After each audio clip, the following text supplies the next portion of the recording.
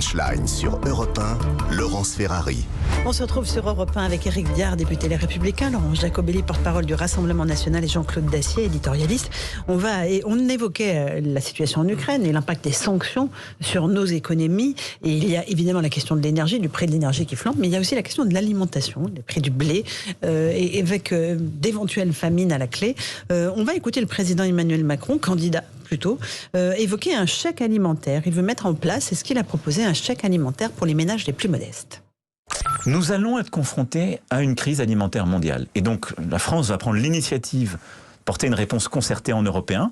Et donc, qu'est-ce qu'on va faire à court terme? Un peu la même chose que sur l'énergie. Moi, je veux mettre en place un chèque alimentaire pour aider les ménages les plus modestes et les classes moyennes à faire face à ces surcoûts, à inciter aussi plutôt à acheter en circuit court et à acheter français, et permettre qu'une partie légitime soit répercutée.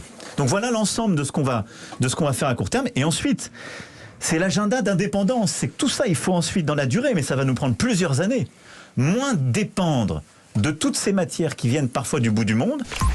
C'est ça l'indépendance, Laurent Jacobelli, que nous propose le candidat Macron. D'abord, Emmanuel Macron, je trouve, a le chéquier facile ces derniers temps. Plus nous nous rapprochons de la date du 10 avril, qui est le premier tour de l'élection présidentielle, plus il signe vite et de nombreux chèques. Je suis très étonné, cet homme qui a réduit le pouvoir d'achat des retraités en ne voulant pas réindexer leurs pensions, celui qui a diminué les aides publiques au logement, celui qui, par un certain nombre de décisions, a fait baisser le niveau de vie des Français. Là, à quelques jours de la présidentielle, à une frénésie de chéquier. Écoutez, notons-le, je crois que plus sérieusement, Emmanuel Macron est l'incarnation de la mondialisation. Il est l'homme qui a approuvé tous les traités de libre-échange, qui fait du fédéralisme européen son horizon politique. Et il nous explique aujourd'hui qu'il veut retrouver une souveraineté alimentaire et énergétique. Je vous rappelle qu'il y a un mois encore, ou 2 mois, lorsque Marine Le Pen ou un membre du Rassemblement National en parlait, on le traitait de ringard, de nationaliste étriqué. Aujourd'hui, c'est à la mode. Le problème, c'est qu'on ne va pas changer l'ADN d'Emmanuel Macron. Il est incapable de recréer ce dynamisme et cette souveraineté. Je pense que c'est l'enjeu, d'ailleurs, du 10 et du 24 avril prochain. Est-ce qu'on continue avec cette mondialisation effrénée dont on voit aujourd'hui les conséquences en matière de santé, d'énergie et d'alimentation, ou est-ce qu'on retrouve un modèle patriote et national avec Marine Le Pen? Avec une indépendance à la clé. Et l'indépendance dans tous les domaines. Il pose la bonne question, Emmanuel Macron, et j'espère que les Français y apporteront la bonne réponse en le renvoyant chez lui. Jean-Claude Dacier, sur cette question de l'indépendance énergétique, mais aussi alimentaire. Oui, non, mais c'est vrai que le conflit nous cause déjà de lourds problèmes en matière d'énergie. Il y a déjà eu un chèque qui a été fait il y a quelques semaines. Ça va peut-être pas suffire, mais le cours du brut évalue d'une semaine sur l'autre. Il est légèrement à la baisse, mais il est probable qu'il va augmenter la semaine prochaine. Il faut s'attendre à une augmentation, je dirais, forte, lourde et qui dure. Sur le problème alimentaire, je suis moins ferré. Je ne sais même pas si l'Ukraine sera en état de planter du blé, si elle est en état de le faire aujourd'hui. C'est un des greniers à blé de l'Europe.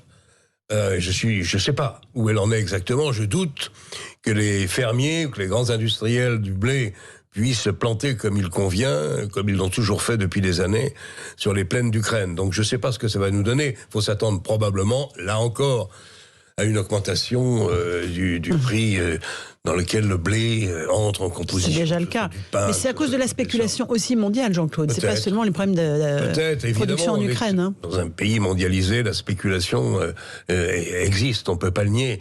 Maintenant, faire des chèques... c'est vrai que la coïncidence de la présidentielle et la multiplication des chèques que Emmanuel Macron a consenti peut interroger. Et on peut se dire tout de même que je ne sais pas comment on va finir par payer la facture. On aura l'occasion, je l'espère, d'en parler dans les 20 jours qui viennent. Moi, ce qui me préoccupe au jour d'aujourd'hui, je ne nie pas qu'il y a un problème demain alimentaire et aujourd'hui d'énergie. Ce qui me renforce dans l'idée qu'il faut essayer de faire en sorte que cet affrontement, que cette opération militaire, comme dit Poutine, soit la plus brève possible. Brève, le mot est mal choisi.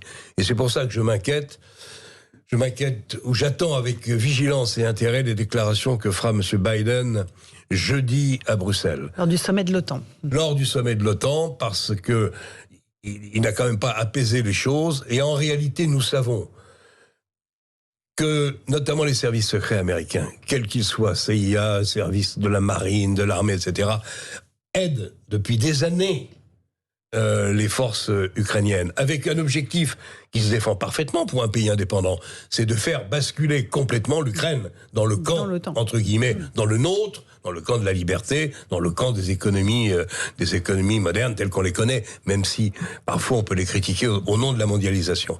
Et c'est évidemment ça qui fait que l'armée russe a probablement quelques difficultés à obtenir des résultats spectaculaires.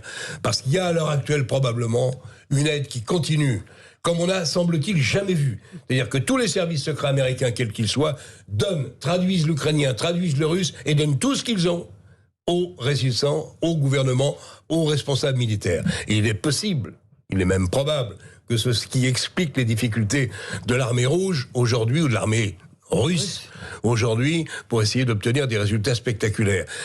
On s'oriente donc pas vraiment vers un apaisement et vers un cessez-le-feu pour commencer. J'ai bien entendu ce qu'a dit M. Zelensky, trop tôt à mon avis, et puis Poutine lui a dit c'est pas le moment. Si Biden, qui a aussi besoin de se refaire un peu la santé aux États-Unis, sa cote est moyenne. On remet une couche avec l'OTAN jeudi, je ne sais pas comment tout ça va se terminer. L'armement arrive, l'armée ukrainienne, c'est aux yeux de beaucoup très bien, a les moyens de se défendre. On est donc dans un conflit qui risque de durer avec un accroissement des difficultés que vous signaliez, énergie, aliments et beaucoup d'autres. On ne mesure même pas, je l'ai appris tout à l'heure, que la France est le premier pays investissant en Russie. On a des milliers d'entreprises qui sont sur place. Oui, Total Énergie va arrêter. Total Énergie a annoncé que ils allaient arrêter d'importer du pétrole russe.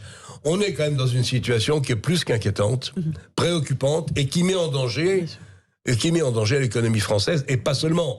C'est une guerre en réalité, un affrontement entre les États-Unis et la Russie, et l'Europe va payer la facture, parce que côté américain, il risque pas grand-chose. En revanche, nous, ça peut nous coûter très cher. Éric Diard, votre analyse de la situation. Mais la situation, on l'a vu, on est quand même victime de la spéculation. Moi, je vais parler du baril de pétrole. Moi, j'ai vu quand même, j'avais jamais eu ça de ma vie.